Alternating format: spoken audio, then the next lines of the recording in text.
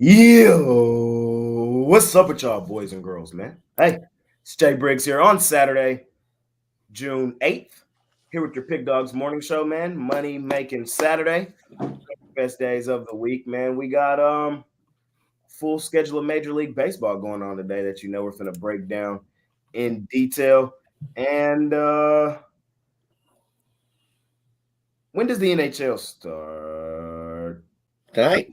Today. I thought it was today. Today. We got game one of the NHL Stanley Cup playoffs. So what if there was a championship of a major sports league and nobody cared? It's like, what if that happened? Imagine. Like, hey man, well we're here. We got to talk about it a little bit. Well, you didn't even know. You didn't even. But this, you do this for a living, right? You do this for a living. You had no idea, man, that it was. I knew it was Saturday or Sunday, and I just forgot. I knew it was something like that. You should know it's always Hockey Saturday somewhere. So yeah, there we go. We got the NHL Stanley Cup playoffs today too. Hey man. Meet the guys. Y'all know who's here, but let's talk to him. Money Man Mitch, Money Making Saturday. How you doing? Good, man. What's happening, everybody? Of course, you can see all of our records and everything else going on at the website, and just here to hopefully usher in some more winners. It's just the way it is. Just continue to chop wood all baseball season. There he is. So we're officially damn near in them dog days of summer. We're here. We're here. Zawacki, how you doing, man? Well, I'm excited. I don't think I slept a whole lot last night. It's just like Christmas, right? You're the kid at Christmas. You're like, come on, is it going to start? It's going to start. I haven't seen the Oilers win a Stanley Cup in 31 years, so definitely hoping we can see them end that drought. So definitely excited for today's action as well. So lots of MLB that's pretty good. We got the Belmont Stakes is going today as well. So much action in sports. Excited weekend. Let's get some more winners. These fine folks. You got McMorty. How you doing today, my man? Oh, probably better than you after the game one. I don't. Although maybe you had the Boston Celtics and you were happy about that result. I'm not sure. I did not. Yeah, sorry. Anyway, yeah. I mean, I actually care about the hockey series. I've got the Oilers as my futures at 11-1 odds. So. I'll be rooting interest. Throw it in the garbage. I know. But you know what? I got to retrieve my Boston Celtics 4-1 ticket from the garbage can because they look like they might have a shot. But yeah, but we'll 4-1 tying up money for 6 months for 4-1 is called. It's worth it. Yes, it's called worth it. No, I don't think so. I mean, it's anyway. We could. I mean, if you took the Heat in the one game that they won and bet the money line, you made more than you did tying up money for 6 months. Well, but you're presupposing you actually needed the money to do something with it, right? I mean, it's anyway. But I'm just saying the tying up money, there's a cost to it. There is an opportunity cost, but it's negligible. It's not like I put $4 million on it already. If they win, it's like I should have put $4 million. Right, exactly. Yeah, what the hell? That was the easiest bet I ever had about. Yeah, exactly. Damn, what was I thinking? But anyway, I feel like I might be living a charmed life the last few days. I had the White Sox last night, and yeah, that was nice. So I think I'm now 20-1, my last 21. So hopefully keep it going today. I've got Belmont Stakes for folks who want to bet on the horse race, and I've got another baseball play, and yeah, just fingers crossed. Let's keep it rolling then, Big Al McMorty. Stay hot, sir. Stay hot. Tony T. Hey, what's happening? Looking to bounce back from a 2-3 day yesterday. I didn't have anything on that Dodger game, but they go 10 scoreless innings. I don't know how many people thought we'd see that in a pitcher's duel. Cortez on the mound tonight. We'll see how Grove does. It's a big test for this young pitcher in this spotlight. Is it too big? Is it right size? And you can say the same thing for Cortez here tonight. Looking forward to that matchup tonight. Yes. And also baseball in London to see how far this ball carries. Yes. I thought that Dodgers game was, hey. We'll see how this one shakes out today. Well, the offenses for both teams going to pop out soon. It's gonna, We'll see. But pitchers do what we did have yesterday. Yamamoto, first big outing in New York. I thought he looked really good. Yeah, let's see what his Soto status will be today. True. Jovan, what's happening, my man? How you doing today? It's going all right. It's been a roller coaster season for me on the base paths. I was on a real hot streak in baseball. Then then after that was a real cooler, and now have 3 consecutive winning days on the base path. So looking to keep that rolling. Yes, sir. Let's keep it rolling today, then, fellas. Hey, let's go ahead and hop right in. I mean, let's not even waste no time. Tony T hinted at it, man. We got a game in London, the London series. We got the Mets, the Metropolitans, and the Philadelphia Phillies. Early start time. That game is around 1 Eastern. Then we got the Braves and the Nationals, and we got the Twins and the Pirates. As we usually do, batting first, Mitch Wilson. All right. Well, I'm going to go right out of the gate, head here to London, where the Phillies are taking on the Mets. Suarez on the mound here for the Phils, and we all know I hate him. So this makes this one pretty easy. I'm going to roll with the Mets here, who are just absolutely slaughtering left-handed pitching. I mean, sometimes you see numbers like in recent hitting and stuff that are kind of like, wow, these guys are really rolling. But the Mets just like have an off the chart number versus left-handed pitching over their last 10 games. And the way Suarez pitched on the road the last time we saw him, that 331 batting average of the New York Mets going to go bombs on him. I say lay the reverse run line here with the Mets, maybe even lay 2.5. Take the first 5. All the squares in town are all over the Phillies, man. This is about as easy as it gets. Layup central. The books not really out there to give away money, and they are just going to be clean house on this one. As you see the Phillies at a reasonable betting price with their 10-1 start or whatever the hell his record is on the mound against Sean Manaea, right? And the Mets, who are 8 games under 500. This is about as big of the sucker bet as there is on the board. Of course, I said that last week, and big, I'll clean my clock for 2 nickels. But this one just looks like another one of those setup games.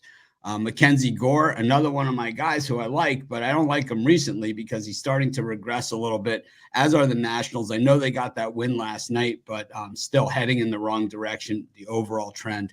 And then, of course, the Giants. Is the Giants the third one, Jay? Twins, Pirates. Twins. It's the Twins, Pirates, Braves, Nationals, Mets, right? I'm going to go with the Pirates again. I don't know this Odzlinski or whatever his name is. Who the hell knows? Lodzinski. Is that how? I don't even know how you say I think the M's silent. The M silent. Where is It's a bullpen game. He doesn't go very far. Yeah, he does. Well, it depends how hard they hit him because he's got like a 7 ERA, so he could be out there for a little bit. But the thing is, the Twins aren't really hitting anybody, and as Jay says every day, well, Jay used to call them the 50-50 Twins, but now they're just the streaky ass Twins. It's like they've got the they either win 9 in a row or lose 9 in a row, and it's like right now they're losing 9 in a row. So I'm just going to take the Pirates based on that alone. Really, no substance whatsoever behind the pick. Just that. Fair enough. I do like the Mets, though. I do like the Mets a lot. You be hating on Suarez. You be hating. Oh, hating on Suarez, hating this betting odds, hating everything about the Phillies in this game. Everything. Fair. Zawacki, what you like here? Biggest question mark in that game, that London game, is Ranger Suarez. We seen him come out and he got pulled. Looks like he aggravated a thumb injury, so we'll see how he goes in that one. He might not go very deep in that game. Everyone's expecting an over in that London game. It's just there's like, oh, it's United, piles of runs. I don't know. For me, I think I'm going to take the under 10 in that one. I think Ranger Suarez does have a half-decent start, and so can Manaea. And I know the Mets, as Mitch pointed out, the Mets have been crushing left-handed pitching, but we know that the bats of the Mets can go cold at times, and I think it does here. I like the under in that London game. And then the other one I like here is Atlanta and Washington. You got to go with Washington. Mackenzie Gore, sure, he did pitch a rough outing last time out, but his last three, he's 2-1 against the Braves in his last three head-to-head versus them. And look at Charlie Morton; he's already faced this Washington team once already this season, where he gave up 12 hits, 8 earned runs, a home run, and that start wasn't that long ago. So for me, that one, I'm going to take the Washington Nationals. The Phillies hitting 100 versus left-handed pitching over their last 5. And the Mets hitting 386. That's not that right, but that's not. But if you look all season long for the Mets, right? I recently, sure, they've been. But baseball's not an all season long sport. Baseball's a what have you done for me lately sport. Yeah, it's baseball what is have you not done for an me all lately? Season long sport. Yeah, but if it's coming to London, we'll see how it goes for the Mets. I'm not up. Just seems the Mets look like they're starting to trend upwards, right? They're starting to hit, looking like they might get going, but it's the Mets. Well, I read the YouTube comments and they all say Phillies, so that's a really good sign. It's where I start. I mean, I didn't want to go there, but I didn't want to go there. But pretty good. I get it. I get it. 10 years and going. 10 years and going. I believe actually the YouTube number one pick of the day is Phillies -1.5 is the lock. I've seen it as a lock. I saw a couple other choice descriptions of that there as well. Sure thing was one of them, I think. Drive-through yesterday, the Yankees were the lock at +130. I think it was like 12-2 was the number. Everybody was riding the Yankees. They're like, yeah, +130. We're in there. Woo! Yeah, no. Yeah, but that's exactly what I'm saying, man. Oh, I get it. I get it. But I see that yesterday too with the Reds. The Reds yesterday were public favorite. Everybody was on the Reds yesterday. Everywhere I see it, I was like, take the Cubs. Nah, that didn't happen. Big Al McMorty. I didn't see it once in our comments. I see Phillies, man, everywhere. But the comments have been right before. But sometimes they get one right. Sometimes. Not on Saturdays.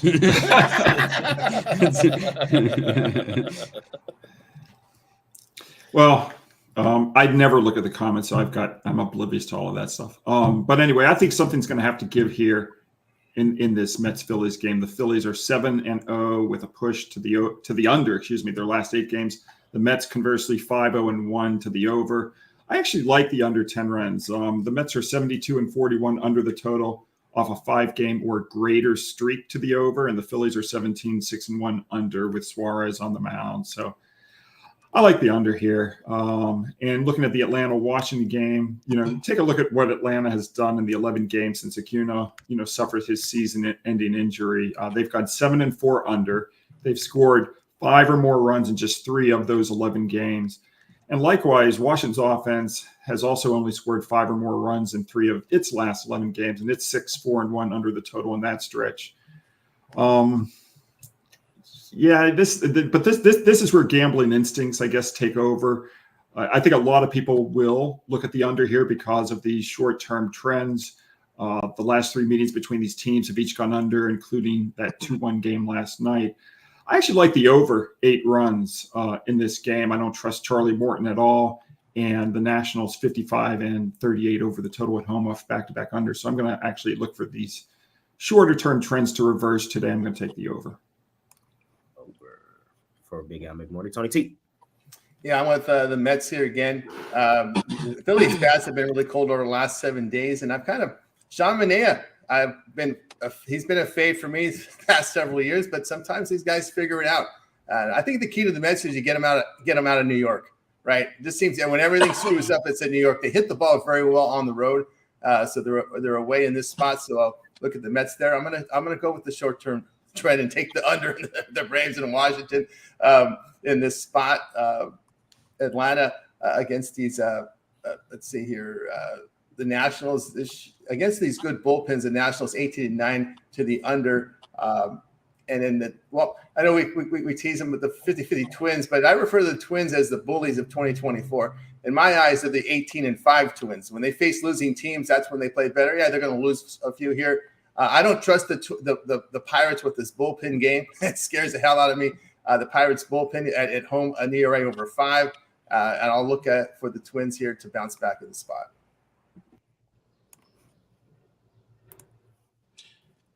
Yeah, I'm on the Mets also.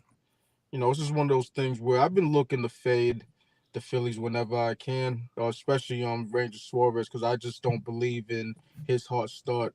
And since I've specifically keyed in on that, I've been 1-1. They lost to Colorado when he was on the mound, and then they won the last game when he got that pitch drilled right back to him. So it'll be interesting to see how he fares after getting pulled after 2 innings in that one I believe it was last Saturday. If I'm not mistaken, but because it was a national TV game or a game that I caught. But anyway, I'm on the Mets in that one. I think they get it done. They've been hitting lefties, so that's that on that. I'm gonna lean Washington. I've been staying away from Washington lately. Been seeing things turn the other way for them. I was riding them hard earlier this season. But in this spot, with McKenzie going to mound, and I see Charlie Morton, I see some regression out of him. So, I'll just on the strength for that. I'm on the Nats. Hey man, squares, public. I'm with y'all. Let's do it. We on the Phillies. I'll put myself in the box alone, man. I'll be with the squares today, man. Let's go and get it, man. We talking about Sean Manaea on the mound. Phillies, this is the spot, man. They finna whoop it up like they do, man. This is finna be a kill spot. I might lay that run line too, man.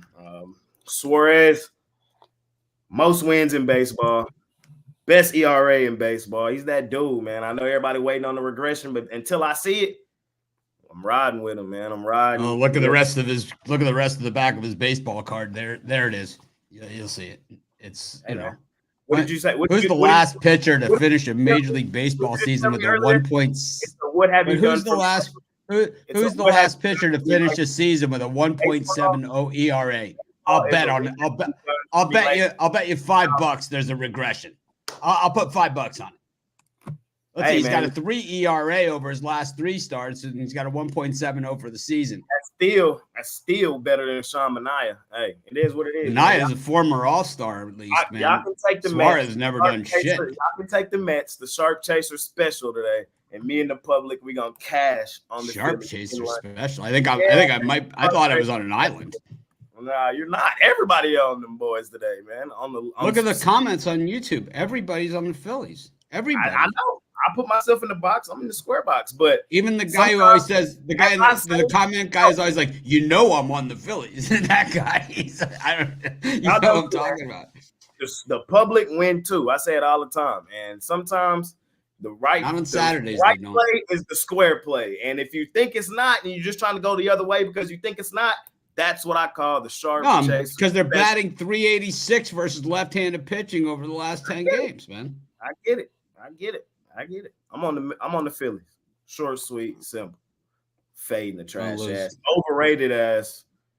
Plummeting Mets. Simple. Overrated. You're the ones. It's Suarez that's the overrated, man.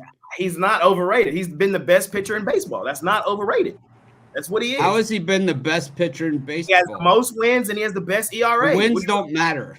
Yes, they do. He's been good in the I'll give him credit. He's been good in the postseason. He's been a good postseason pitcher. Most wins and best ERA equals best pitcher in baseball. Sure. Most wins means a non-entity. ERA, that matters. Wins do not matter. He got both, man. We can argue this another day. Look at Michael Lorenzen last night. He had the more wins in that game. He got his ass kicked. He did. Slaughtered. I was there. Got reverse run line. It was sad, but it wasn't his fault. The reverse run line, the bull. Oh, it wasn't his fault, but it's a pitcher that gives up one run and loses. It's his fault. It was a 2-2 game when he left. It was 2-2. Hey, he couldn't get him across the finish line. This is your argument, man. This is your argument I'm using. He couldn't get him across the finish line. That's on him. He didn't put them in position to win. That's his job. He's only got one job. I'm using Jay's argument today. I will be on the square play, the Phillies. I'm also gonna fade Old Man Morton. Y'all know I be talking shit about Old Man Morton. The Nationals, Plus money at home, fading the overrated Braves. The Braves, you would think, man, this team has the same record as the Phillies, but they don't. The way people talk about them. You pick your spots, you can make money. Fading Atlanta, and I think old man Morton is kind of overrated. That ERA after today might be in the 4s. I'm just saying. And then, just like Mitch said, on spite alone, I'm fading the Twins. We know what's up with them, bro. We got the book on the Twins. When they hot, you just stay with them. When they cold, you just fade the hell out of them. And it's held true this year. We made a ton of money on the Twins, the 50-50 Twins. Then they be back to 500, just like we knew they would be. Give me the Pirates. And that line looked funky, too. Only plus 105 at home on the Pirates. Yeah, they know what they're doing. They know what they're doing. Give me the Pirates. Next slot, man. We got the best team in baseball. Mitch hating on us, but still World Series champs with my dog. He ain't dog on the mound today. Them Rangers and them Giants. We got them Blue Jays and the Athletics, and we have the Rays and the O's. Jovan, I'll start with you here, my man. How you feeling on these? I'm gonna fade Kevin Gausman. That's what I know. I'm on the A's. I don't You know, it's really that simple. You know, the A's are rolling out Luis Medina. You know, his first start of the season, you know, was pretty good. You know, it was a 3-1 loss, albeit, but you know, I think I like my chances. Kevin Gausman, he got torched his last start, and I think he could get torched again. You know, even in the canyon of a ballpark, you know, which is the Oakland Coliseum. So, yeah, I'm on the A's with that plus money. We're on the Giants, right? I'll back the Giants. You know, Andrew Heaney's on the mound. Really, not much more to be said than that. I love fading Andrew Heaney. Made a living out of it, basically. So, that's what I'm gonna do. I'm gonna fade the Texas Rangers, and I'm on the Giants. And Red Sox, White Sox, Rays, O's. Rays, O's. Both of these pitchers got blown up in their last starts. Whoa. Cal Bradish's last start, was it against Tampa Bay? I think so. I think so. And he got smacked around. So it's one or two ways of looking at it. Is that going to continue? Or is he going to bounce back and figure some things out against the Rays? And I think he does figure some things out. Meanwhile, Charles Bradley, no, I don't think he'll figure anything out. I think Baltimore's batch is just too strong for him, and this Rays bullpen. So I expect runs early and often for the Orioles. So I'll back the Orioles.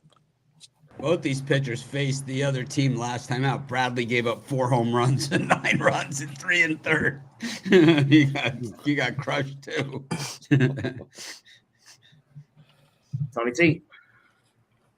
Yeah, I'll look at the Rangers here against the Giants. Giants struggling to get runs against left-handed starters. As a matter of fact, they're 6-12 against lefties this year are the Giants. And you know, the Rangers bullpen has been pretty good at home this year, an ERA of 2.80. The Giants bullpen on the road, ERA of 5. And they hit right-handers, so I'll look at the Rangers in this spot. And the other one I like, I'm going to continue with this under with Toronto and Oakland. Both bats are ice cold on both sides, and those are 2 that I like in this time frame. Big Al McMorty. Yeah, I guess I'm gonna join my good friend Tony with the under in the Oakland-Toronto game, probably for the same reasons as he just said. I mean, Oakland's offense, it's been largely dormant. It's scored 3 runs or less in 18 of its last 23 games, including the last 5 straight. It's 15-7-1 under the total, including 5-0 under its last 5. I know that Toronto's 10-2 over the total with Gausman this season, but I still like the under 8 runs in this game with Gausman and Medina. I'll take the under. And the other 2 games, I don't really like at all. I got roasted yesterday on the Rays. I thought it was a good spot to take them. Mitch warned me. He said that first home game for the Rays, and he hit the nail right on the head. I'm going right back to him today at the plus money, at home, at the crib, man. Rays at home, that's usually where they do their stuff. Like they said, we saw Bradish get lit up. I know Bradley did too, but in the grand scheme of things, who do I trust more? It's Bradley. It's just how I see it.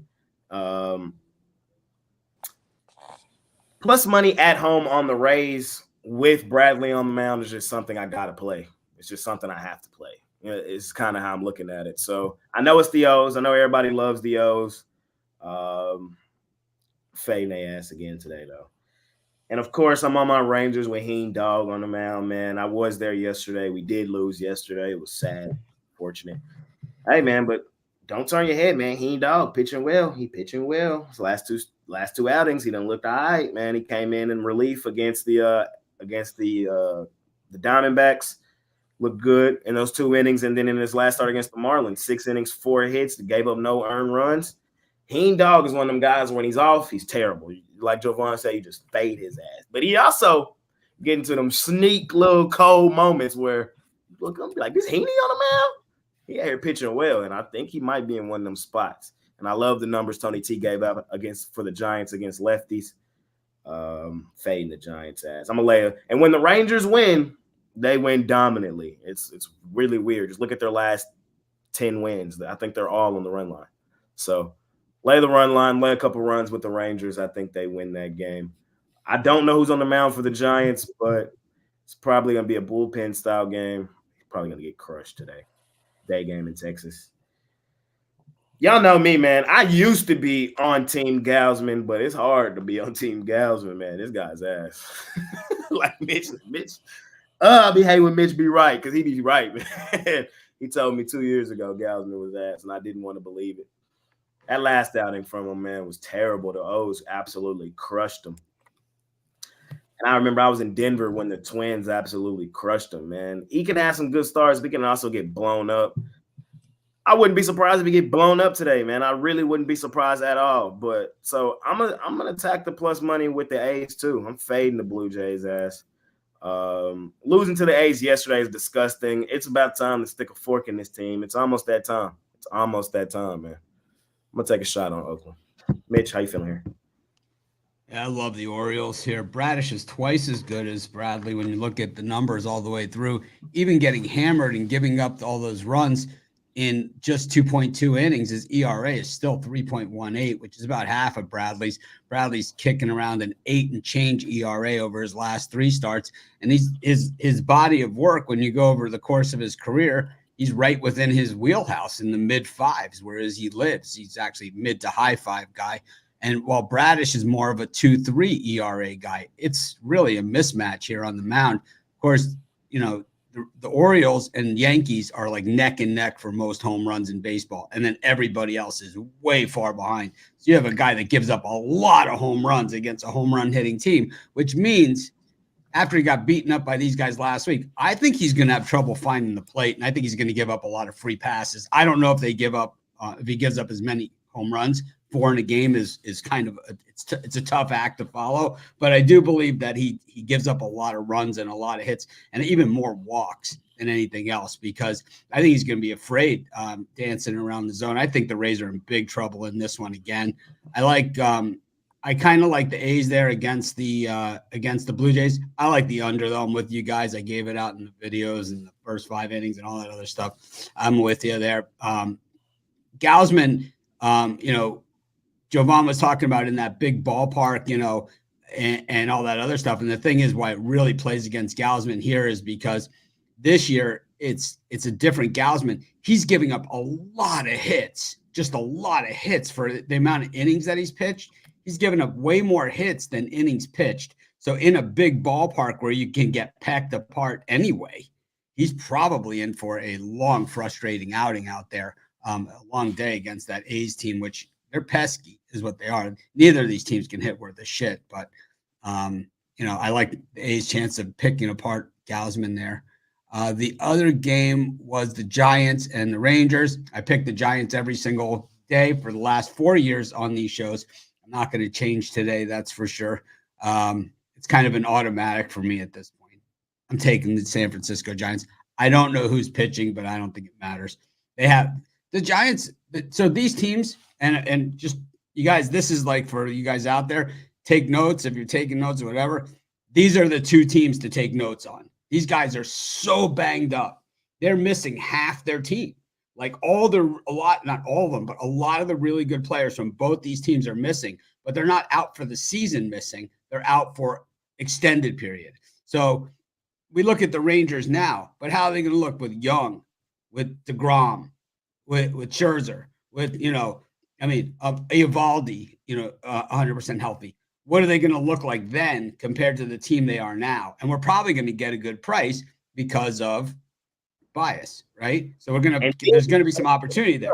Then on the other side, you got Dunning going back to the bullpen. You got Heaney going back to the bullpen. So but Dunning's a bullpen guy, so he probably will be a spot starter. He was a bullpen guy last year. They sent it back to the bullpen because he couldn't pitch worth the crap on the road until last year when he came back in. Yeah, he got demoted. He got demoted after his first 3 years in the league. Just wait on this, man. Just wait on this. You look at the injury list for both these teams. You look at the Giants. Wade Jr. is out. Wynn is out. Ahmed is out. Cobb is out. Robbie Ray is out. You look at the Rangers. It's Seager is still back holding on injuries. Carter's been out. Young's been out. Scherzer, DeGrom.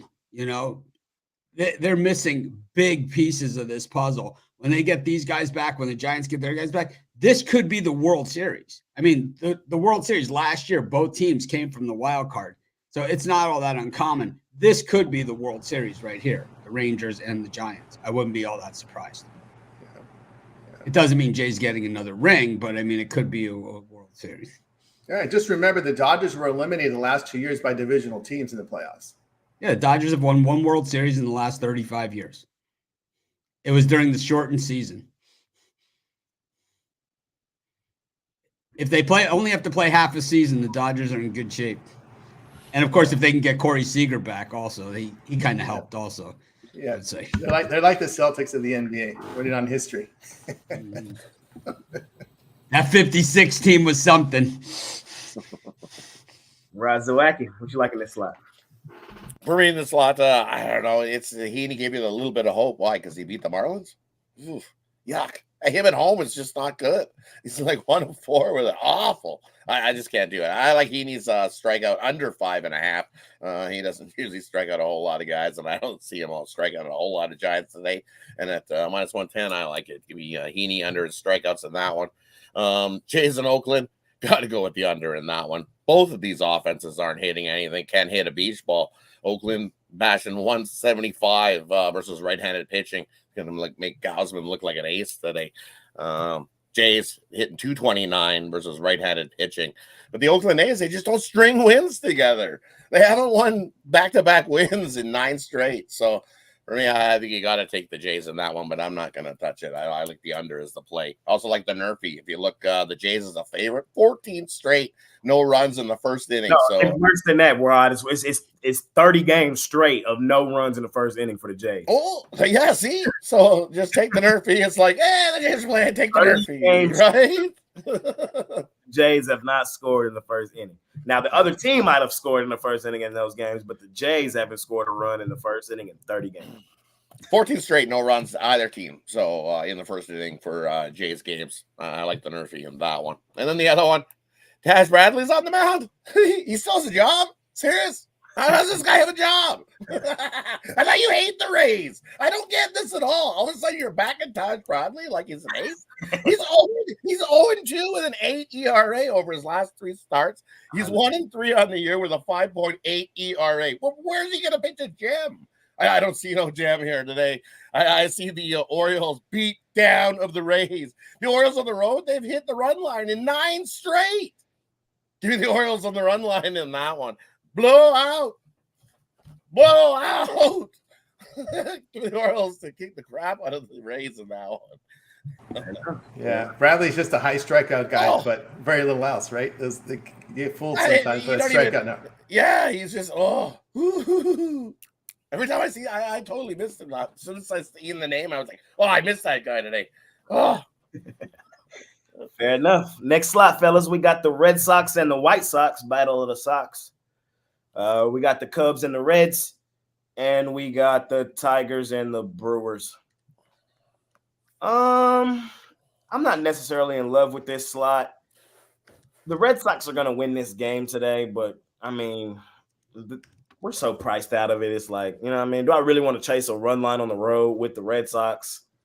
I mean, it is Nostrini on the mound, 0-5 this season with a 10 ERA. So maybe I do. Matter of fact, I am, just for the hell of it. Who on the mound today, Mitch? Hell. Terrible. Terrible. I got finna him today, man. He's been awful. He's gonna look all right today. He ain't been that bad. He's been bad. He's been bad. He's been middle of the pack. Hit hard and yanked out of the game. I mean, he's gone 6 innings, 5 innings, 6 innings. I did give up three earned, 4 earned, but that's about middle of the pack. It's about middle of the pack. It's not terrible. It's not. There's room. There's room. I can't agree to that. There's room. But it's Nostrini on the other side, so I'm gonna take the Red Sox. I'm gonna lay a run line. Even that still runs in odds, ain't it? Yes, minus 130. Ugh. You gotta go 2.5. I gotta go 2.5. I go 2.5 with the Red Sox. It's not a premium. I'm not rushing to bet that, but Red Sox. I wouldn't be surprised if the White Sox get blown up. They've been playing some decent baseball. Today might be the day they get blown up. The Reds, man. They're the same thing as the two streaky teams in baseball are the Twins and the Reds. I said that's my story. I'm sticking to it. When they hot, you ride them. When they cold, you fade them. Reds hot, you just ride them, brother. You just ride them. And right now, I see no reason to hop off. Small price at home. Give me Cincinnati. Fading the Cubbies, man. I'm off that Cubbies train, at least for now. Freddie P on the mound. Freddie P.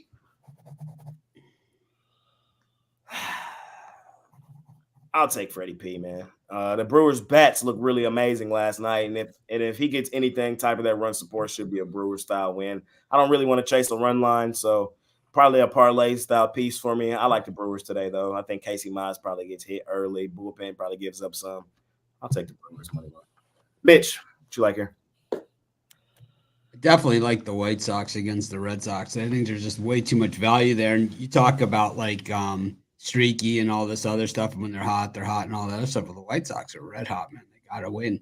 That's really, they got a 1-game winning streak, and that's about as good as it gets for my White Sox this season. Nick Nostrini has always been a mystery to me since they brought him up this season. I've looked at his numbers every single time, and I go back all the way to his college days at UCLA, trying to figure this one out, where he had a 1.337 ERA, which was the highlight of his career. He was also very good in A-ball, but ever since he moved to the AA and AAA ranks, he's a 4-6 ERA guy all the way through. So it's not like this is his first time pitching, an ERA north of 5.5. Earlier this season, when they called him up from Charlotte, 6.75 ERA. When he played AA ball last year, Birmingham, where Michael Jordan, of course, played, he had a 4.22 ERA. The White Sox must really see something here with this guy because, they traded Lance Lynn for him, is what they did. Yep. They traded Lance Lynn for him, and this is what they got. And yeah, he ever since UCLA. So UCLA in 2019, he had a 1.37, and then he had a 4.60 at UCLA, and then 2021 it ballooned up to the 6.89 ERA in 2021. He still got drafted in the 4th round by the Dodgers. Yeah. He got moved to the bullpen in his last year at UCLA, and Dodgers still drafted All him you high. could say is this guy's got dirt on somebody, and more than just somebody. Look at his strikeouts versus innings pitched. That's these guys fall in love with the strikeouts. I understand 127 strikeouts, 86 innings, 85 strikeouts, 73 innings. These guys, they fall in love with the strikeout numbers. I know, but he also has pictures of somebody, like he's got some dirt, he's got some information. It's got to have something, man, because it's like he continues to get action, even though he gives up a lot of hits and a lot of runs. I'm going to take the White Sox. I'm going to go with somebody who knows something in the White Sox organization because the thing is, the line's dropping on this game, which makes it even crazier, you know? Bayo has not been good either. So I could see the White Sox jumping on him, especially the first 5 innings. The White Sox, the thing is, the first 5 innings, they haven't been that bad this season in the first 5. And that's why, like, on the run line, they're not terrible either, you know, because getting the run and a half. It's been the bullpen that's been the problem. It's just a matter of holding on for dear life. I'm going to take the White Sox, just too good to pass up. The Reds and the Cubs is a tough one because these teams played last weekend at Wrigley. It was the same thing. The Reds were in cruise control. And then all of a sudden, the Saturday game, they lost. And then they went on to win the final game of the series. Brown pitched in that series. He got hit very hard. It was one of those videos that I did, right? And I said, oh, Brown is the starter here, but it really doesn't matter because he's only going to go an inning or two. They stretched him out to 5 innings and he got battered, you know, is basically what happened. So they kind of, the game before he went 7 innings. So they probably figured, oh, yeah, he's probably good for another 5 or 6. But wasn't quite the case. The Reds are red hot. They are, man. It's tough to go against them.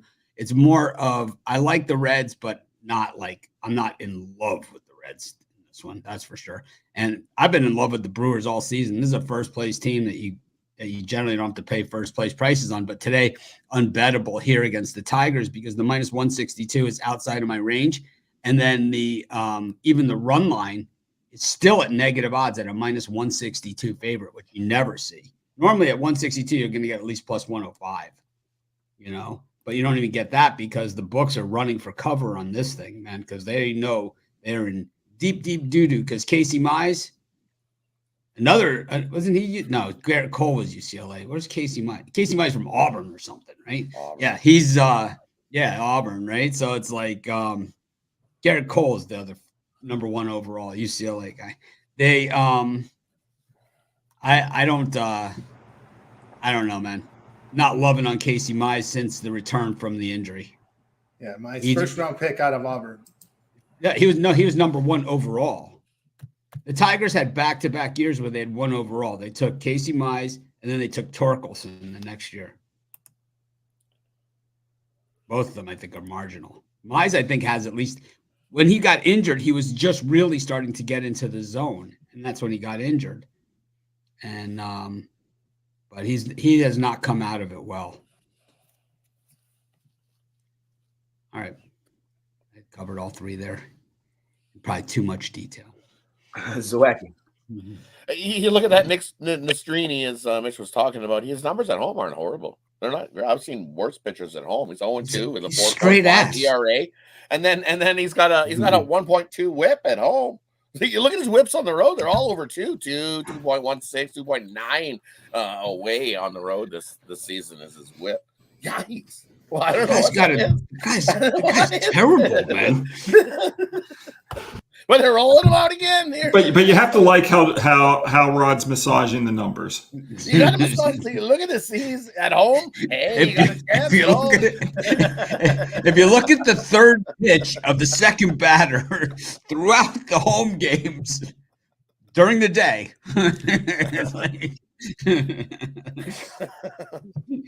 usually a strike. I like the over there. I think we see a whole pile of runs. Bello's not good in this stream. Well, we know he can give up 4 at least. So definitely think and it's dropping. It went open at 9 down to 8.5. Yeah, give me the over in that one. Both teams 7-2-1 to the over in their last 10. I like the over in that game. And then the Reds, I think the Reds, they are playing the better ball right now, but I think the Cubs are due for a win. So Cubs almost got it yesterday. They were close. They tried. They got a hit. They would have tied it up, probably sent it to the extras, but I like the Cubs to get the win in that one. And then as Mitch says, you're chasing a run line with the Brewers. Brewers throw them into a parlay, but I like Peralta. He's been a strikeout machine all season long, so take Peralta over his 6.5 strikes. I think he cruises to that and mows down a bunch of Tigers today in that one. Big Al. Well, I mean, I had the White Sox last night, but I mean, you know, it's like what Mitch said. You know, he's straight ass. There's no way. There's no way I'm taking the White Sox today. Watching I John just, pitch a no hitter. Woo! hey, that'd be a great story. But I still think it's Philip Humber. He did it. Philip Humber. I still think before someone's going to get my money, they have to display an ability to win. I mean, at least once. So just show me once, then I might consider it, but not until he does something at this level. So it's Boston. He's done something. Look at those numbers. Yeah, I mean, he's accomplished more in baseball than I ever will. So, as far as the Reds go, I mean, I can definitely see Rod's argument, but that the Cubs might be due, but they're really not very good off back-to-back losses. They're 48-56. The Reds, I mean, a lot of times I like to go against teams that are red hot like the Reds, but Cincy has actually shown a propensity to play well while on a win streak. It's 35-22 plus 18.4 net games off back-to-back wins. So I'm just not going to step in front of this freight train. They're off 6 straight wins. I'll take Cincy in that game. I love when the guy coming back up what I be saying with a stat that I don't have. Thank you, Big Al, because I'm trying to tell y'all when the Reds hot, they hot. They hot. It's like that old Jerry Reed song, right? When you're hot, you're hot. Hot, baby. Hot. And when them Twins cold, they cold. I'm sure the Reds got giving up that run in the top of the ninth. Burnt a lot of people on that run line yesterday. I got burned. I got roasted. It was plus 175, man. Oh, I know. Yeah. I see plus 175. I'm in. It's like I can't help it. I had 3 losses like that yesterday. I went 3 losses exactly like that.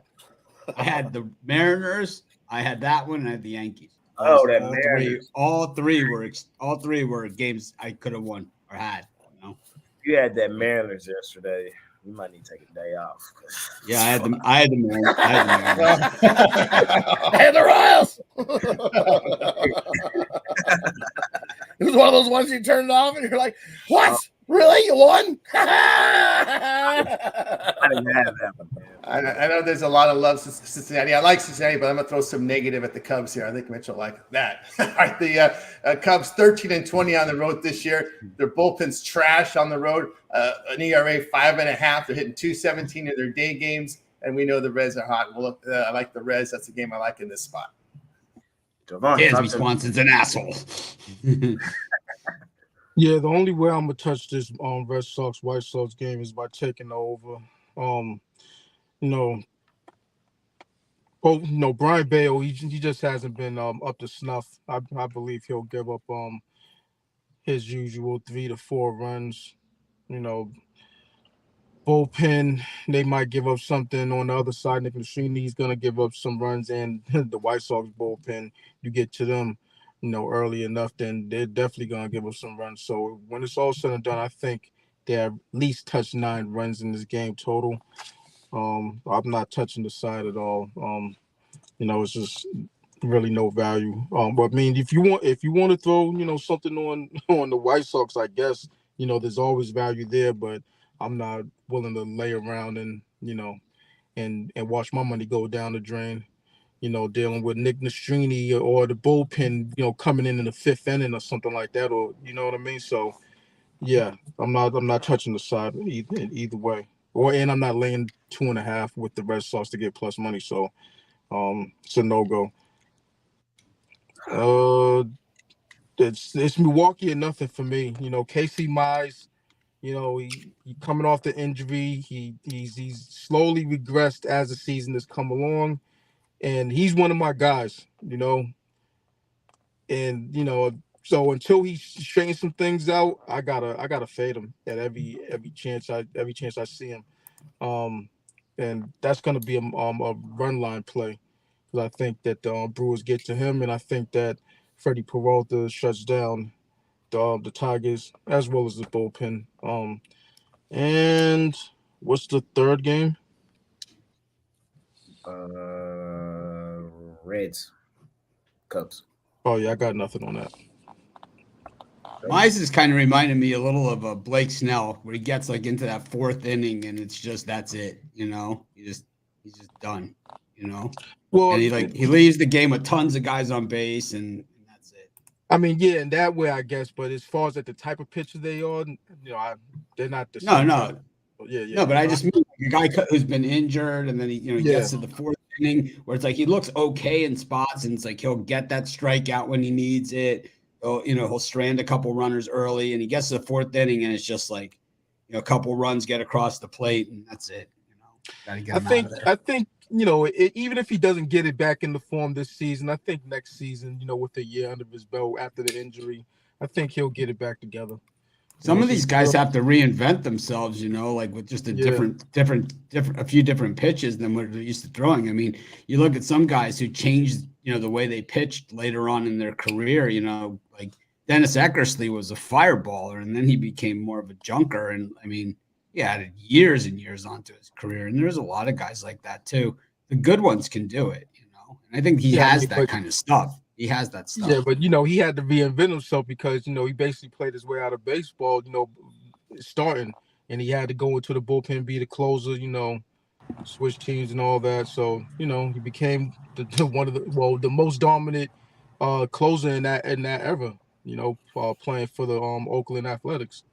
But yeah, when he was with the Red Sox, he flamed out and got his career back.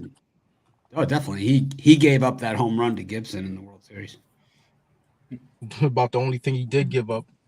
Yep. No, it's true. It's like the only thing. It's like the thing is like it's the most common highlight you see of him, and it's probably like the only home run he gave up as a reliever in all that time. Yeah. Speaking of reinventing, looks like Chase Anderson's getting a start tomorrow. Chase Anderson. Oh, well, that's interesting. Next slot, fellas. We got the Mariners and the Royals back to the scene of the crime. And we got the Rockies and the Cardinals. And we got the Guardians and the Marlins. Jovan, you want to start your slot out, bro? Yeah, I'm on the Guardians. They lost last night, but I expect for them to bounce back. Ben Lively, he's pitched pretty well this season. They're going up against I believe a rookie, Munez. Don't know much about him, but I just expect the Guardians to do what they usually do, which is win. So I don't expect back-to-back losses. For these guys, and that's really the long and the short of it. What was the other ones? We did Rockies, Cardinals, and Mariners, Royals. Yeah, I really don't have a good read on either of these games.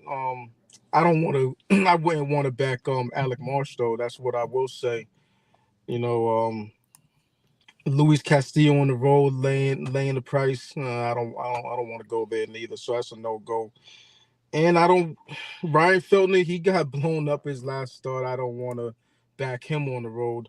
Kyle Gibson, too heavy of a price to lay for me on the money line. So that's a no-go for me. No play game. Yeah, I'll take KC with the plus price here. The Mariners just horrible in day games, hitting 203, losing 12 of 22. Hey, the Kansas City bats at home, 274, hitting five, averaging 5.5 runs a game. 10 games over 500 at home. Castillo is a road favorite. No, thank you. I'll also look here I'll take a stab here with the Rockies at this plus price. It's the Cardinals who can't hit during the day in their day games this year. And we've seen the Rockies improve their run production. They're usually a team on the road that averages less than 3 runs a game. They're getting close to 4 runs a game this year on the road. So I'll look at the value there with the Rocks, and I'll look under here. Cleveland and Miami. Cleveland bullpen's still really solid, but they don't hit the ball as well against righties. So I'll look at the under in that one. But yeah, McMorty. Well, I'll echo what Jovan just said, about Cleveland bouncing back. For technical support, the Guardians are a jaw-dropping 32-11, plus 24.6 net games off back-to-back losses. So they really don't go into extended losing streaks very often. In fact, I think they've only lost 3 games in a row once this season, which was incredibly to the White Sox. Hard to figure that. But, I like the Guardians there, minus $1.50. See, Mariners, Royals, they played a 10-9 game last night. But that high-scoring affair. That's actually not been the norm for Seattle. It's actually been an under machine this season. And before last night's 19-run game, Seattle had gone under in 4 straight and 11 of 14 for the season, 37 and 24 under. So I'm going to take the under 8.5 runs. Rockies game. Oh God, Ryan Feltner. Yeah, Rockies, they've gone 11 straight games over the total now with Feltner starting. Obviously not very surprising given his 6.36 ERA. I'm going to run the other way though. I like the under in this game. St. Louis 8-3-1 under the last 12. So obviously something's going to have to give given Feltner's stats, but I do favor a low scoring game. And Colorado generally, it's not huge, but they are an under team away from Coors Field, 102 and 87 under the total. So I'll look for this one to be relatively low scoring. I'll take the under. Zwacky. Well, for me in this time slot, you know what? I'm going to take the Marlins here. I do like an under, but for them to get back-to-back wins, you know what? I think they can. Roddery is he hasn't pitched. He pitched 3 times this season, and his one lone start at home. He had a good start. It was against the Rockies, but hey, it was a good, solid start at home. And I think he can have another solid start here against the Guardians. We've seen the Guardians' bats at times go cold. I know they've been hot, but they can go cold at times, especially here on the road. So give me the Marlins. Too much value to pass up there. I don't want to chase it with Lively. I'm definitely not a Lively guy. And then the other one, I like the Rockies and Cardinals over the total. As Miguel said, when Feltner's on the mound, you look at his last 4 starts, we've seen 16 runs, 20 runs, 19 runs, and 15 runs in his last 4 starts, which means that's 10 runs the Rockies have given up in his last 4 starts. Cardinals can get over that number on their own. Give me the over in that one. And then I like Castillo on the mound with Seattle. Everybody's going to see that Seattle choked that game away and was up nicely in that one, and I'm not an Alex Marsh guy. I think Castillo has a solid start. His numbers on the road are better than what he's been doing at home here. So give me Castillo on the road. I'll lay that little bit of juice. Mitch. I'm on the Marlins as well. I think Ben Lively is having an unbelievable season, and the Guardians are really an organization, Cleveland, is known for really being able to coach up players, and they've done a really nice job with him. I think that Munoz is really getting the short end of the stick here because he pitched really well in his other 2 starts, and so they sent him out to Chavez Ravine to start against the Dodgers. He walked Mookie Betts to start the game, and then the next batter up was Ohtani. He took it 441 feet over the fence, so he was pissed off. And and that's going to happen to a young pitcher, against Ohtani. And we saw the A's did it was the guy Povich from the Orioles the other day did the same thing, exact same thing. And it was Vladdy Jr. who took it 10 million feet home run off of him. So it happens to the young pitchers where they just get a little bit too confident in themselves and just they throw a bad pitch and they get taken deep. But what happened to him was he was all mad at himself, and he's just to the next guy up, he's like, I'm just going to throw it as hard as I can right down the middle of the plate. It was Freddie Freeman who also deposited it right over the fence. It's you just can't do that against major league batters, especially not that part of the lineup against the Dodgers. So he gave up 4 home runs in that game. So, most of those big numbers that you see from Munoz is all from that Dodgers game where, when the Dodgers are swinging like that at home and hitting home runs, I got news for you. It could be Munoz. It could be, Jacob deGrom. They're going to get their hits and they're going to hit home runs. It's just one of those days. It just happened. So I think he's a better pitcher than that. And I think he keeps the Marlins in it. The Marlins are actually hitting the ball way better than the Guardians right now. And I'll take him at home. Of course, there's always a light crowd for the Marlins anyway, with throwing a Panthers home game for game 1 of the Stanley Cup Finals. They're really great schedulers. They've always been really good to the Miami teams, but that's the way that one works. I'll take the Marlins, just a ton of value there on them. I also like the Rockies against the Cardinals. I have a list of things that are automatic bets for me. And one is, if Kyle Gibson's favored, you take the other team. It really doesn't even matter what the odds are or who the other pitcher is or anything about the game at all. If Kyle Gibson is favored, you just take the other team. And it's it works. It's worked out well for me over time. Pays the bills. He stinks. He's not a good pitcher. I don't know what his career ERA is, but it's not minus 190 stuff. I'll tell you that much. Last year, he had a 4.73, 5.05, 5.09, 2.87 year. When the Rangers saw that 2.87, the first thing they did, they traded him. He didn't even make it to the All-Star break, right? They got rid of him to Philly, where he finally ballooned, where he worked back up to a 5.09 ERA after that quickly. And that's where he lives, in the fives. He's at 3.69. We got 2 runs worth of ERA here. We're going to be able to hammer out on him.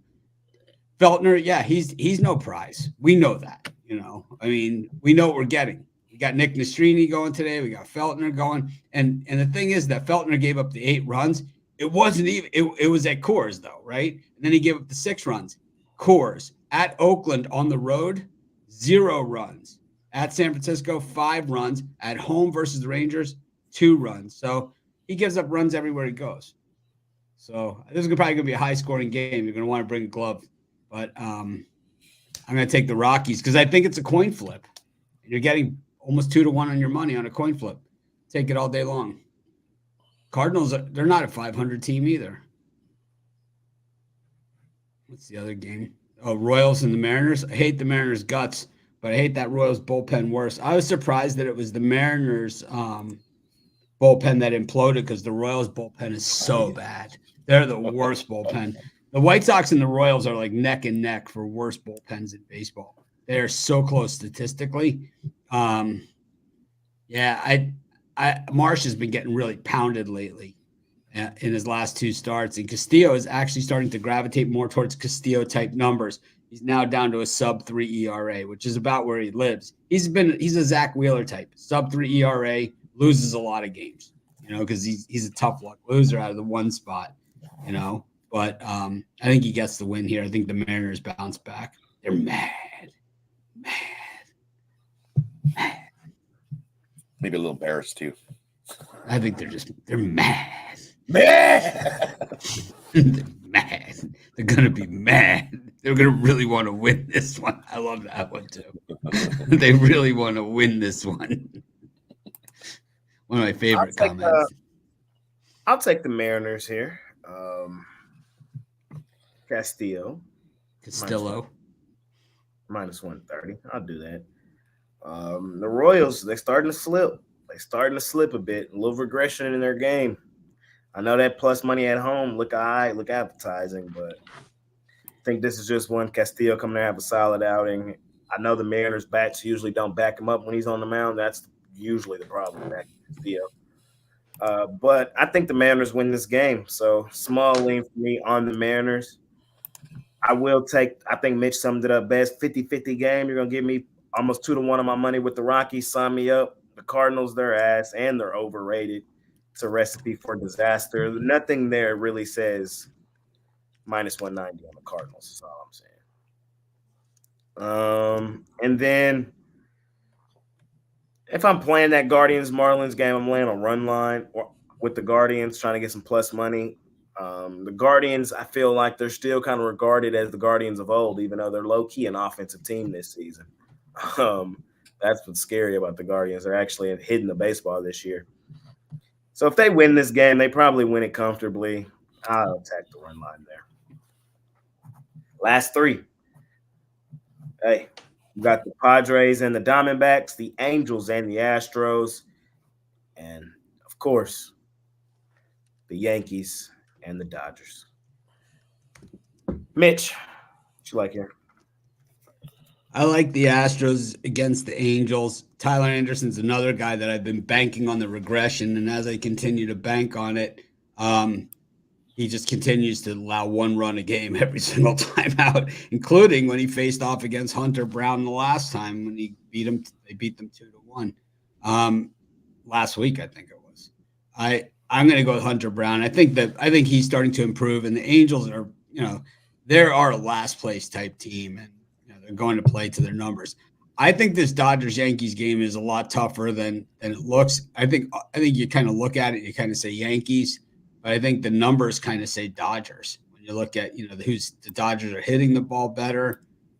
Gavin Stone's been a better pitcher than Cortez Jr. It's a tough one. We saw it last night. It was a tough game. And I think this game's equally as tough. this is a good one to sit out. But at the same time, I took the Yankees in the video, but really for me, it's a lean to the Dodgers. I took Dodgers first 5 because if you had trouble hitting Yamamoto, Stone's numbers are way better than his, way better. Stone's been rock solid. Ryan Nelson, I hate his guts. It is personal. I bet him a few weeks ago when I was in Cincinnati for my niece's graduation. We're on our way to graduation. We didn't even, and I figured, all right, well, I'll bring the iPad and, I'll watch it on the iPad on the way while we're driving over there. I didn't even need to. He got lit up by the Tigers. I mean, he gave up 8 runs in like 38 seconds. I mean, he stinks. I hate your guts, Ryan Nelson. I hope you lose so badly. I'm taking the Padres. It's personal. Has nothing to do with anything else. But I did say yesterday on the show that to take the Padres and to give out as many runs as they will let you give out. And that they were going to bounce back in that game yesterday against the D-backs, and they did it. Plus 175 was, I bet it minus 1.5, and I got plus 175 on my money. So I hopefully you guys cashed in really, really big on it.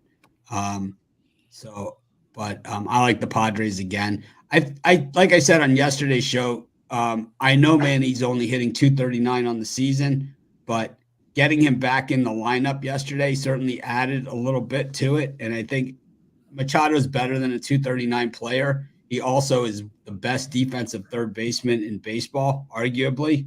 If he's not the best defensive third baseman in baseball, he's one of the top 2 or 3. I think Arenado and him are very, very close. I think that he saves you runs at third base. I mean, he is a vacuum cleaner, man. How about Kiki Hernandez kicking the ball when they're interviewing him during the game? And they hit the ball to him, and it's an error. It's like, and he makes an error. That was the craziest, man, in that Yankee game. That could have been the game, because that runner made it to third base. It's like, I don't like those in-game, on-the-field interviews that they do. They're interviewing him while he's on the field, right? The ball gets hit to him, and he drops it. And the runner reaches first in a 0-0 game. It's like, whoa. And that runner got to third base. He just didn't get in. Trevino struck out. So I'm anti-miking the players. Anyways, that's it for that slot. And if you're a Yankee backer, let's just hope they interview Kiki for 2 or 3 innings, man. It's going to be that was funny.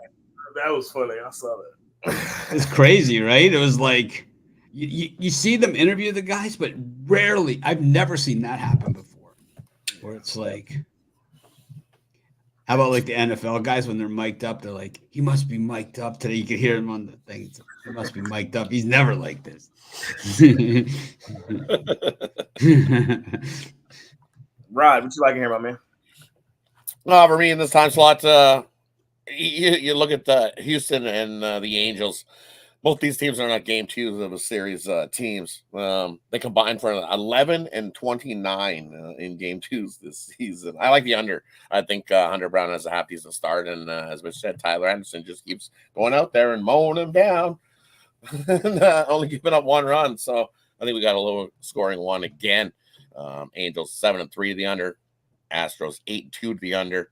Give me the under 8.5 in that one. And I think the Dodgers and Yankees, I think you go right back to the under. Opened 8.5 up to 9. I still like the under again. I think both pitchers have a solid start, and we get a lower scoring one. It could be a solid pitchers duel again. And give me the Padres at home. As Mitch says, I'm not a Ryan Nelson guy either. I just don't like Arizona on the road altogether. 15 and 18 on the season. It's a coin flip. I just don't like it. Give me the Padres. Yeah, that was the play. He got hit in the nuts. No one likes getting hit in the nuts. Took a funny bounce. It was a disaster. I mean, it was a disaster. I bet.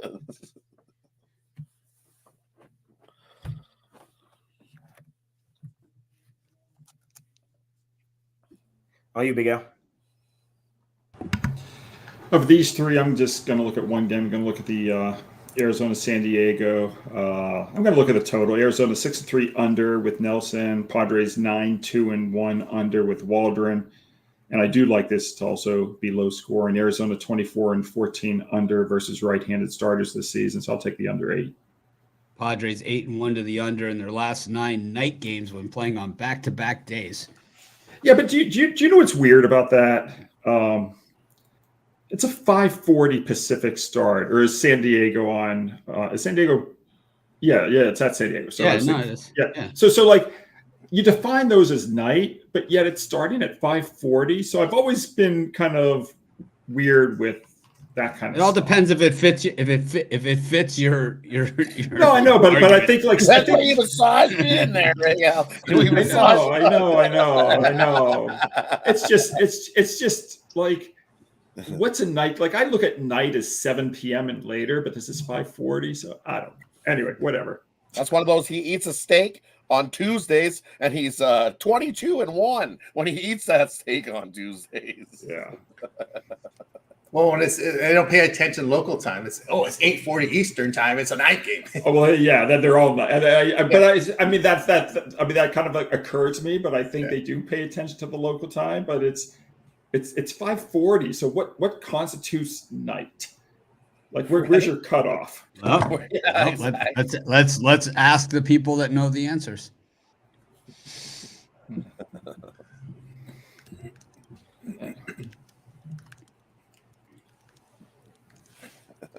All right, I'll look at the Yankees in this spot. It takes place completely or partially after the local sunset.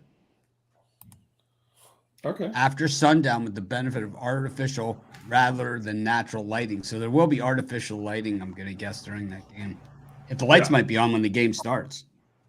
Yeah, but well, I don't know. Well, maybe. The 2 starters will probably be out of the game before sundown.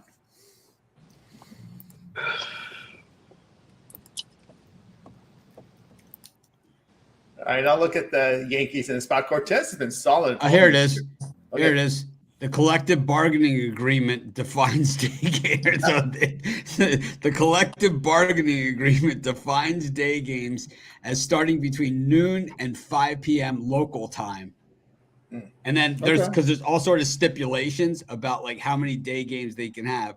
Up to 4 day games per league per year can be up to 4 day games per league per year can be scheduled 10:30 a.m. to noon local time. That is awesome research, actually. Very good. The collective bargaining agreement defines what's a day game. Like who would actually? I cannot believe you actually thought that the collective bargaining agreement would actually define that term. It does. Crazy. Somebody argued in a room somewhere and going, "No, 5 o'clock. Probably for 5:30. Probably for those travel games, right? Believe me, that's a $50,000 lawyer bill right there. Right. Yeah, we're gonna argue over what's a day. But I'm looking at sundown. Sundown tonight in Phoenix is 7:37 p.m. The game will be over by sundown. 5 p.m. local San time. Diego. San Diego game. All right, San Diego. Well, it's the same difference if it's 7:37. I'm sure that 7:37 in San Diego too. This is how you get to the $50,000 legal fee. Actually, in San Diego, I'm looking at the sun's not going out until 7:38. 5 o'clock. In San Diego, it's actually later tonight. It's 7:56 p.m. The fans will be walking. Not according to the players' lawyers. It's not. It's 5. Believe me, there was probably a concession made somewhere in there where they got something done on something else. Based upon that. The collective bargaining agreements these are crazy. Tony Tate, what you like here, my man? Yeah, I'll look at the Yankees here. Cortez at home has been solid. ERA 1.12 in his 6 starts. And Gavin Stone, right-hander on the mound. We know the Yankees' dominance against right-handed pitching. 18.5% strikeout rate for Stone. He gives up contact. That's the one concern I have with this Yankees hitting Stone in this spot. And the other one I like in this spot here, man, it's tough for me to back Hunter Brown. I think Hunter Brown on the mound makes this a 50-50 game, and I'll take the dog here with the Angels. Devon. Yeah, I really wanted to touch this Dodgers, Yankees under, but after last night, the way things went, I could see this being a high scoring game. This is how baseball goes. So I'll still lean under, but I wouldn't be surprised with this turns into a slugfest. Um, and I'm gonna play this Astros Angels game two ways. I'm gonna take the under first five. I just see these two pitchers. They're pitching well, not giving up many runs. So I'm gonna take it. I'm gonna take the under first five. Leave the bullpens out of it. You know, Still getting 8.5 as far as the full game. So half five first five should be 4.5 somewhere around there. So you know think it stay under that. Um, and I'm gonna take the Astros. For me personally, it's priced. I'm priced out of it because it's at in the 160 plus range. But I still lean on the Astros. To get it done in this particular spot. The fact of the matter is that lineup. Perennially they hit lefties well. This season is no different. So I'm on the Astros. I'm on the Dodgers. I was on the Dodgers yesterday. I thought, it was a good spot for them, and I'm gonna take them again today. I just think it's time for the Yankees to get a little straightening. They've been hooping in the Highland like they have done something. They ain't even to the All-Star break, bro. Chill. Y'all ain't done damn thing yet, man. You know what I mean? That's all I'm saying. They're kind of banged up right now too. Dodgers, they've been kind of reeling recently, so this is the perfect get right series for them. Plus money on the Dodgers. We ain't getting that very, very many times this season. Sign me up. I'm on LA. Let's talk some hockey, man. Let's talk some hockey, and then we'll do parlays and get on up out of here. We got the Stanley Cup playoffs today, Zawacki. Your team is in it, man. Lead us off. Talk to me. How you feeling about today? For me, I like the Oilers here today. I think they come in and they steal game one. For me, this series comes down to for me. Look, Florida did win both meetings this season, but that was with Picard and Ned in both of those meetings. And the way Edmonton's been playing defensively has been craziness. They've definitely stepped it up this playoff season. 26 straight shutdowns of the penalty kill. I think that continues here in this one. Special teams, big difference. Special teams lead all to Oilers' direction. Goalie difference, you know what? Bobrovsky, you got to give him the nod when he comes to who's in net because he's definitely been good. But Skinner has stepped it up since they pulled him out in that Vancouver series. They definitely got something right with him because he's 6-2 with a sub-2 ER goals against in the 8 after that. And then Skinner's been lights out in games 5, 6, and 7. This playoff year, he's 6-0 with a sub-2 goals against average. Has been Skinner in these playoffs in games 5, 6, and 7. So you know me, I like the Oilers in 6, and I like the Oilers to open up here in game 1 with a win. There you go, Mitch. The Panthers have gotten off pretty slow in their other series too. So it would make sense that they would probably lose this one too. But at the same time, they are the much better team here. They were there last year, and we see it in hockey fairly often. When teams lose, they come back, including Wayne Gretzky's Edmonton team. Got there one time, got swept out. The next year, then they won it. It takes something. Hockey is one of those weird sports, and just the way it is. They lost game 1 against the Bruins. They won game 1 against the Rangers, and they lost game 2 and 3. But they lost their first home game against them. So I don't know. I don't know that much about hockey. Rod named a bunch of players. I couldn't tell you one of them. But I do know that in hockey, that playoff experience and Stanley Cup final experience is just a weird thing, man. They all talk about it. And the Islanders, I remember, man, that year when they beat the Edmonton and Gretzky, they were woofing some major shit, the Islander fans at Edmonton, saying that's what it takes to earn a cup, to Gretzky. And, they really let him fucking have it. And he learned something from that. And, he learned what that takes a lot more than being just a really good player to win a championship. And I think the Panthers, they know what it takes now. And they have that feeling that they don't want to ever feel again, really getting beaten up in the Stanley Cup final. With all that being said, I think Edmonton might sneak in the win tonight, but if Edmonton doesn't win tonight, it's going to be 4-0 this series. It'll be 4-0. If Florida wins tonight, the series going 4-0. That's my prediction. McMorty. The one thing I'll just say is, obviously, where my rooting interest is since I've got 11-1 odds on Edmonton. But, I'm going to acknowledge Florida's a better team, but I just think they're slightly better. I disagree with Mitch when he says they're the much better team. I think this is a really close series. Back-to-back finals. I don't care about what Florida did last year. All I care about is this year. And that experience and Florida was one of the 29 teams or whatever that lost last year. They didn't do shit last year. They lost. So they stood on the ice when the Stanley Cup. It didn't matter. I don't care about teams that lose finals. It's like the Miami Heat, the Boston Celtics. They get to the finals, they lose. The NHL is one of those sports where it actually does. It doesn't. I don't. Edmonton is almost as good.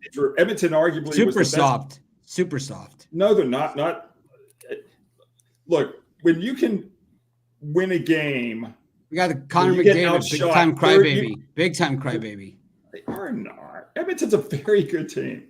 Crybabies. They get outshot 34-10 and they still beat Dallas. That tells you about what Edmonton is this year. So, and Rod can speak about this much better than they went into a shell in that game. They just went into a defensive shell. That's what, and that's what they've done. But that's what winning teams do. Winning teams know how to win. That's what you have to do. Well, you got to get to the lead to do that. You got to get to the lead. They pop up 2-0 and they just sat back. And then you get to right. Yeah, that's what the Rangers would do. That's what all these teams would do. Let's see those fuckheads do it here. Let's see them do it here. I'm just gonna, I like the point that Rod made. Picard was in goal the 2 games this season. One of them came when, obviously, before the coach was fired, they were playing horribly. The other one came when Edmonton had righted itself. So I'll give Florida credit for that. But last year, Skinner was in goal both games, and Edmonton was 2-0 last year versus Florida, the Florida team that, by the way, did make the Stanley Cup Finals. But if you take a look at how Florida does versus Western Conference teams over the last 2 seasons, 33-36 minus 28.0 net games. All their good play has been against Eastern Conference. It hasn't been against the West. I'm not playing this game. It's not a premium play. Obviously, I'm rooting for Edmonton, so I'll admit a little bit of bias, but I think the value's on Edmonton tonight. First you say they beat Edmonton twice, and then you say, well, they're not good against West Coast. Well, what does it matter? What I'm saying is one of those 2 games was before, when Edmonton got off to the 3-8. I haven't even seen not 60 minutes of hockey. I haven't seen 5 minutes of hockey. Not even 5 minutes. Well, this is a good game to start I couldn't watching. name 5 players. I couldn't name 5 yes, players. You could. Give me his last name, Connor. Brown. Oh, this guy, Connor McGregor. Okay. You could believe me. You could name 5. Maybe not. I know there's McDavid and Draisaitl on the Oilers and Tkachuk on the Panthers, and that's the only 3 players I know in the entire. Okay, New York's goalie Igor. No idea. Pittsburgh Penguins, Sydney Crosby. Right. But he's been around for it took about 30 years, right? Of that. Patrick. Roy. Yeah. Yeah, but is he still playing? No, he's coaching. He's coaching the Islanders now. Yeah. Nice. Jake. Crew. Ottinger, no. Briggs. Tony T, anything in the hockey game? Well, looking at Florida, looking at the last 9 playoff games, they've all been totaled at 5.5 goals, and 8 of them have gone under. And how many? Look, they've given up 2 goals or less in many of those games, and in 8 of those games, I'm just going to go under 5.5, and I'm looking at a 3-2 final score. Jovan, anything for you here, sir? Rod, when's the last time the Oilers won? Was it 1990? 1993, 31 years ago. 93? 93. Was Gretzky on the team? No, that was Or was he already traded? that was the one that he was traded. They won it Okay. with Bill Ranford in that All right. that year. All right. So regardless, Oilers for the series, Oilers for game 1, plus money. I'm with Jovan. I'm Oilers for the series, Oilers game 1. They're due, man. They beat my Stars, man. Not a hater like that. Not a hater, yeah, not a hater. They're due. They're good. They're good this year. For me, the difference in the series is going to be the new logo, old logo. They give up too many power plays. You give up too many power plays against this Oilers team, and they'll make you pay. They gave up 15 power plays in 6 games versus the New York Rangers, and the Rangers power play went ice cold. I'm gonna go to a game just to piss Rod off because I'm sure you can walk right in and nobody gives a shit. So go to game. If this goes, Mitch, if this goes 7, go to game 7, Mitch. If it goes 7, I'm sure you can get a ticket for face value.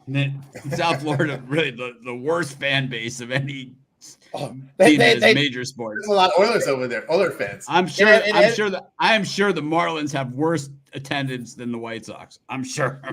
In Edmonton, they did a news media piece on tickets to the game in Florida that it was cheaper to actually take a flight, fly to Florida, buy a ticket to the game, and get in to see it as what it would cost to actually go see the game I'm in sure. Edmonton.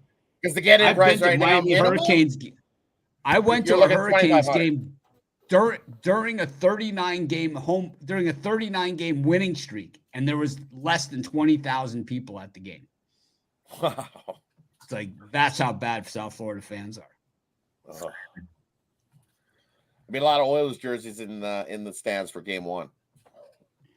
All right, fellas, that brings us to parlay time. Parlay. Franchise player ain't here to lead off like he usually does, but Mitch, you're in the leadoff spot today. What's that parlay? All right, I'm going to go back to the oldest bit in the world.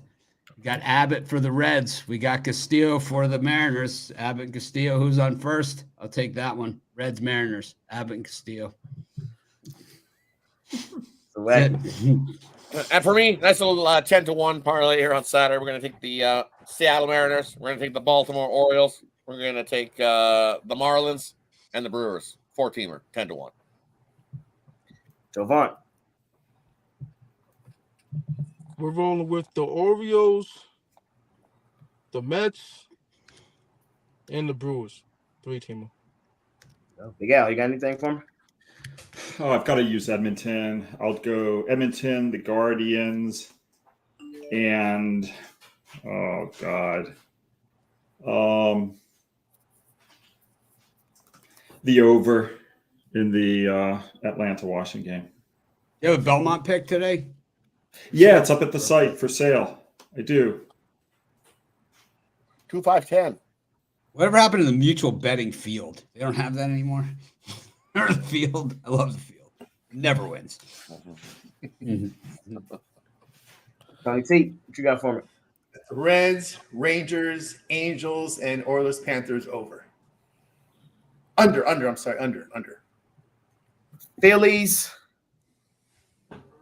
Dodgers. Oh my God, that's super square.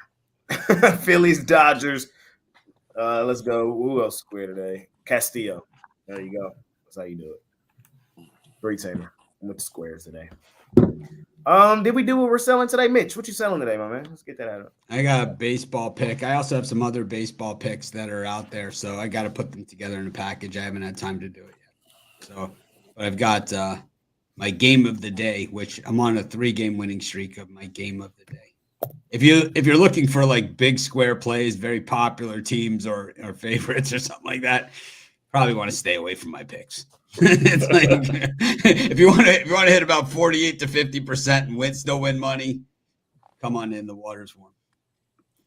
There you go. Hop on with Money Man Mitch over at Pick Dogs Premium Zawacki. What you selling today? And for me today, I'm super pumped. Got 5 amazing bets lined up, including my $19 bookie home run. Currently on a 5-0 winning streak with it, and predictions on the side and total in Game 1 of the Stanley Cup. Can't wait. 5 big winners. Going to crush the books. You can find my $19 plays singly as well, and my NHL plays singly. Head on over to Pick Dogs Premium. Scoop it up. Don't forget that promo code PICK and check out. Singly. Solely. Javon, what you selling today, my man? I got an MLB 3-pack.